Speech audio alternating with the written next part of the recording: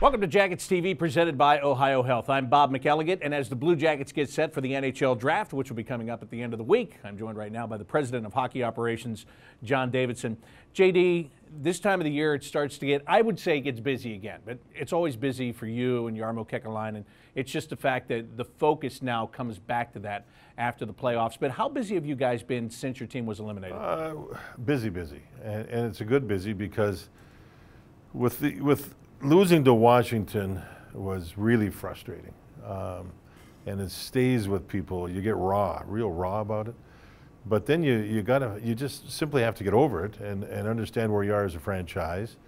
Keep your plan in place that you've implemented a number of years ago, and just keep going north. And we've had off-site meetings, we've had pro calls, we've had amateur scouts from all over the world come in here to Columbus to set up the draft. The Cleveland situation, we keep working on that one. It just keeps going. Every single day there's something to do, and that's good. And then here we are at this time of year, mid-June. Now it's kind of fun. You're going to go into Dallas. You've got the draft coming up. It looks like a real good draft from what we understand with all of our scouts talking to us.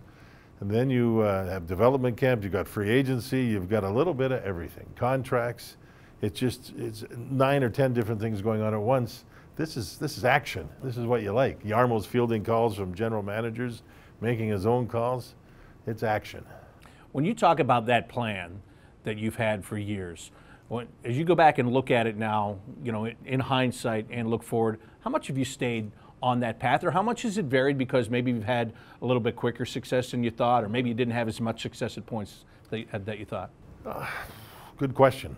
I think we're on plan. We're on target. Our window's starting to open as a franchise to do better in the playoffs. Remember, when you start last and you have some pieces in place, you have to draft and develop. And you have to see the world to make the draft picks. Hopefully they're the right picks. And then you have to develop those players, and every single one of them is different. Everybody was disappointed Dubois didn't make it immediately after he was drafted, but it took another year, and you can see the fruits of that. Other players, it takes a little bit longer. Other Europeans are further ahead to stay in Europe and play on the bigger ice until they get mature physically, to come back to North America and play a more physical game and make sure they're protected in that way. So every single player has a different route or different time frame as to when they're going to make it. What we have to do is make sure, and this is one thing that Jarmo's very good at, is being patient. You've got to be patient, because if players leave and or whatever happens, you rush them too much, or they go to another organization and 3 years down the road they do very, very well. But for the most part, I think we've stayed on track. And when I say stay patient, and this is not a negative towards anybody, but there's a lot of people that want it now and don't understand that you have to stay within yourselves, do things the right way without getting impatient. Otherwise, everything goes away. You're making a bad trade to bring in a rental that's going to hurt your development, and then he's gone. We've got to be patient. Others around us, because they want it badly, and that's their right, and I understand that. We're the ones that have to just understand the other way, that you have to do it properly. As you come up on the draft, and you said that you had your scouts in here, you've got your list, you're ready to go. We know what your title is as President of Hockey Operations. What is your role in all of that, besides having the final decision on whatever comes out of the hockey department? What's your role when you go into this? Well, I like to make sure that we're in a good position with everybody in the position they should be in, and they all do their work. So I kind of oversee, but if you hire the right people and everybody's doing their jobs, that's a good thing. So you just sort of watch. If I have a sense, and I'm not saying I have all the answers, believe me, but I've been around this league, it's well over 45 years. So there's some experience there and gut feelings, and I suggest things to Jarmo or Bill Zito, and they may vehemently disagree with me. They may agree with me, but we have those conversations because you're constantly striving to get better. You're constantly striving to push people no matter where they are in the organization. You try to go the extra mile to make good decisions, gather information, and so I push people. I want them to do the things the right way. And right now we're very satisfied with our group and who does what and how they do it and how hard they work. And I think we've seen some results that have been pretty good. This summer, it could be a very important one for you when it comes to contracts. You've got some big ones that are coming up next year, but you can start talking with those people this year. You know, where are you on that? You feel confident you're going to be able to get done what you need to get done? I hope so. Yeah, you know, we really know who we want to keep. It takes two to make a contract work. So we'll, as time moves along here, we feel as an organization that Columbus, the Blue Jackets, are an up-and-coming organization. We feel really strong about that. We feel that Columbus, the city itself, is a wonderful place to play. It's still a little bit of a secret out there, yet people that do come here and play here, they all walk away saying, man, that was a great experience. I didn't know Columbus was that good, or the city proper, or the suburbs, or the education if the people, players' families have kids and things along those lines. You know, there's a lot of other teams in this business, and they're trying to tell people the same thing, and they're shopping and looking, so we have to continue to do our part. You also work under parameters of a salary cap system and budget system, so you're constantly with the pencil and looking at it and erasing this and checking that one and adding a zero here and things along those lines. And we have a good team in place to do all that stuff. So you don't rush into it, you do it right, you try to make both sides happy and continue to grow as a team. All right, so here we are in the middle of June. Let's say free agency opens on July 1st, so let's give you 2 weeks.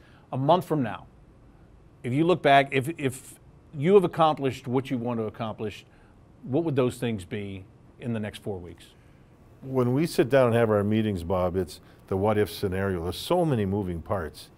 We had a 4-day off-site meeting, and we thought, okay, if this person's available and we sign him, this is what we're going to look like, but we're going to have to make this or do that. If he's not available, maybe, et cetera, et cetera, et cetera, because there's so many moving parts. We know we want to improve the team. We know we have to be better at center ice. I mean, that's not a state secret by any means.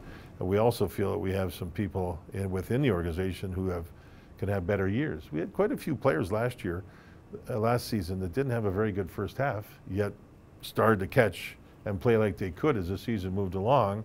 And then we saw that we were a pretty good hockey club. So we have to be patient. We have to be smart. Knowing your 30th, you can start drafting, start building, start going through that whole darn long process. That's nasty. It's hard to do. Then you get to a level, now you're trying to go up that mountain even higher and higher and higher. Then it's harder, and it's harder. And it's only one little move here or a big move there that can make that difference. So I think we're getting to that phase now. I think as a hockey group, we know what we need. Can we accomplish that from the outside? I don't know. Can we continue to work at it through the draft and development program? Possibly. So we have to figure it out. All right, last thing I want to ask you is, Jarmo Kekalainen has been tremendous at making big deals. Mm-hmm. He has kept them so quiet. I don't know how he keeps it so quiet in this day and age when he makes the deals, like the one he did last year for Artemi Panarin. I guess personally, I look forward to this time of year because I want to see what he's going to do. Yeah. Is it possible he could pull a rabbit out of the hat again? You never know. I mean, he's creative. You got to think big, but you want to think big, and if it's out there, you try to find it. But you can't hurt the organization when you're still making a steady climb. So it'd be nice if we could pull something off, or Jarmo and the group. But if we don't, we're still in a good position where we're climbing the way we want to climb. It's going to be interesting. It's going to be fun. Right now, I think more than anything else, since we're real close to the draft, this is huge for us. You know, there's some good players in this draft. Now, Jarmo is very interesting when you sit at the draft table, and we have charts. If you move back to this spot, what does it mean long term? If you get two more, that whole thing. It's almost like you got to have a mathematical genius there to try to do all that stuff. Josh Flynn's pretty good at it. I wouldn't call him a genius, but he's pretty good at it. He won't be happy. No, he's very good at it, and it's going to be fun. Can we move from our pick to get somebody we really want at what cost? Or do we move back and still get somebody we thought we were going to get at our pick, and then maybe pick up a couple more picks down the road?